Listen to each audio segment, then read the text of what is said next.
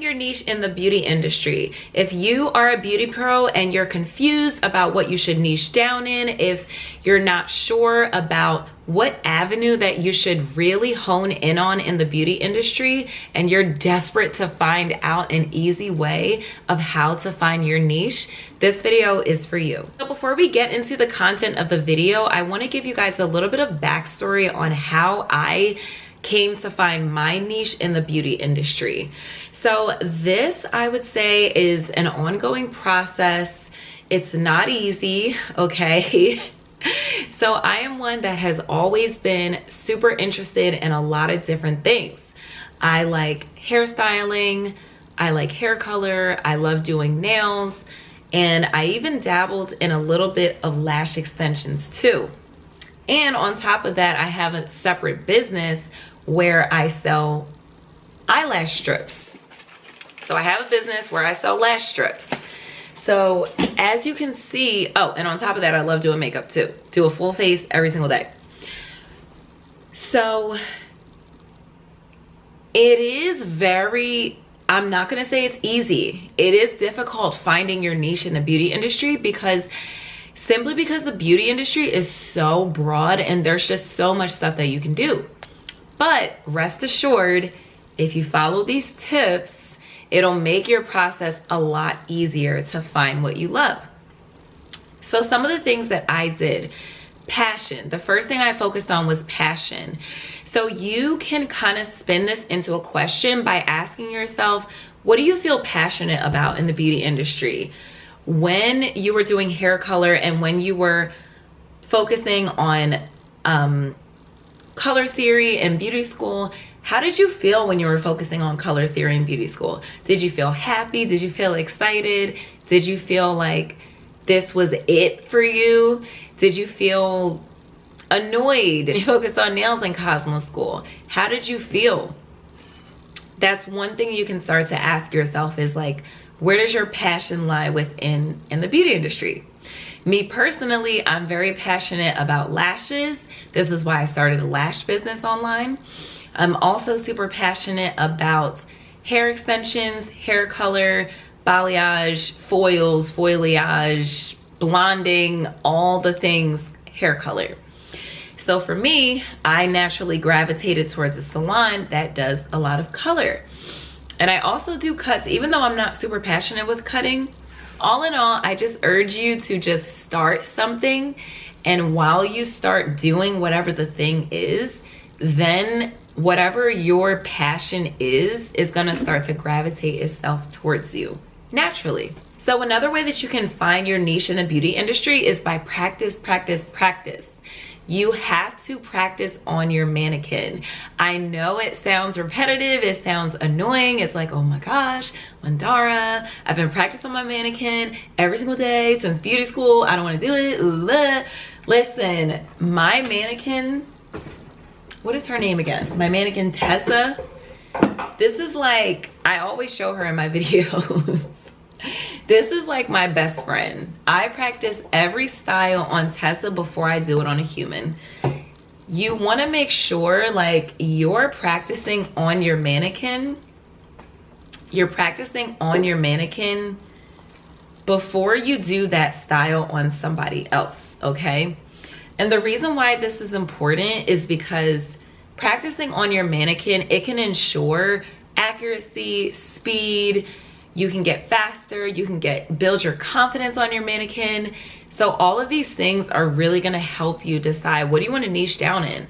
So if you find yourself practicing a lot of braiding hairstyles on your mannequin and you love it, maybe you can niche down and be a braider, a natural hair braider, which is an extremely lucrative part of the industry.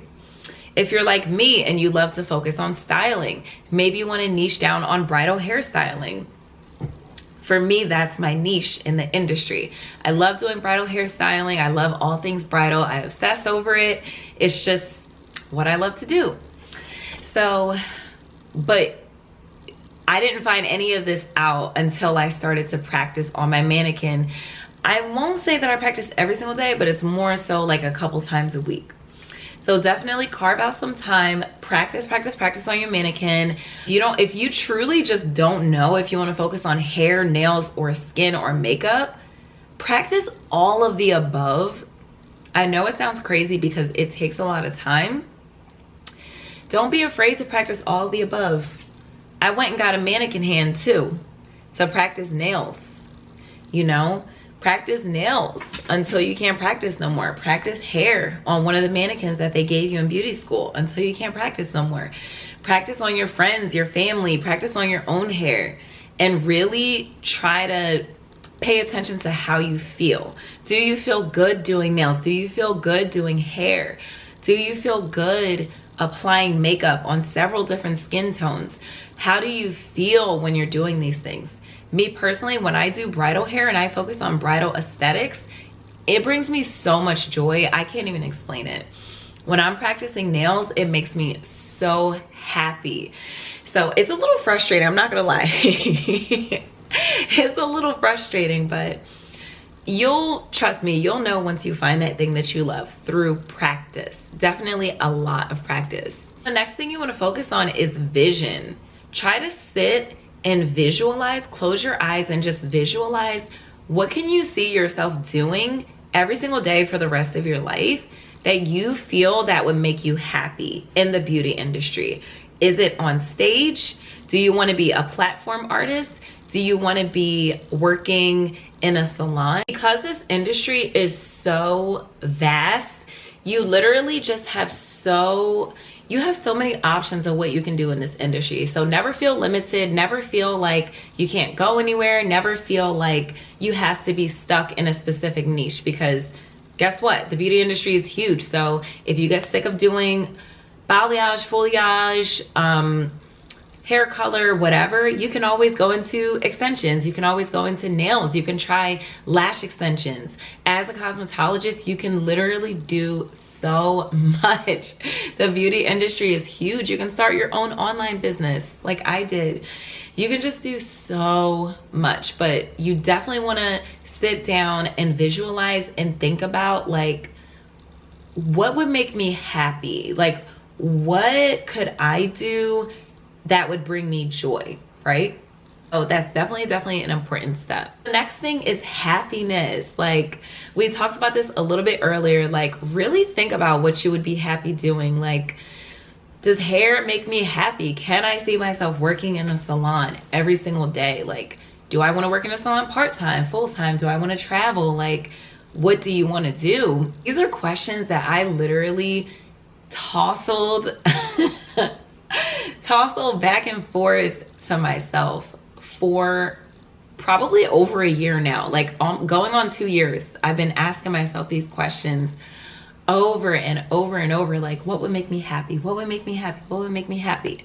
So you can think to yourself, like, what does doing nails make me happy? Can I stand the smell of monomer and polymer? Does doing lashes make me happy? Am I willing to wear a mask every day at work if I'm doing nails every day? You know, like, ask yourself questions like, am I willing, if I'm a bridal stylist, am I willing to travel everywhere on location? Am I willing to deal with high energy, high emotions? Like, am I willing to put miles on my car? Am I willing to start my own business in beauty? Like, am I willing to deal with certain hair types, certain hair textures? Like, there's just so many questions you can ask yourself when it comes to happiness. All in all, at the end of the day, like, you just gotta feel good, right? Like, you gotta feel fulfilled. And whatever niche that you decide to pick, you just really have to hone in on, how does it make you feel? Like, does it make you happy? Do you feel excited getting up and going to the salon? Do you feel excited doing hair, practicing hair? Or is it nails? Is it lashes? There's just so much you can do.